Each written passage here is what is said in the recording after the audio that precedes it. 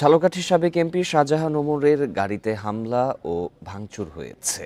সকাল ৯টার দিকে এই হামলার ঘটনা ঘটে।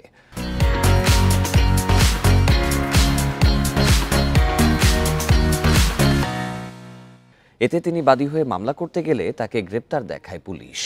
প্রায় ৩ মাস পর নিজ এলাকায় যাওয়ার পথে হামলার শিকার হন বিএনপি ছেড়ে আওয়ামী লীগে যোগ দেয়া শাহজাহান ওমর।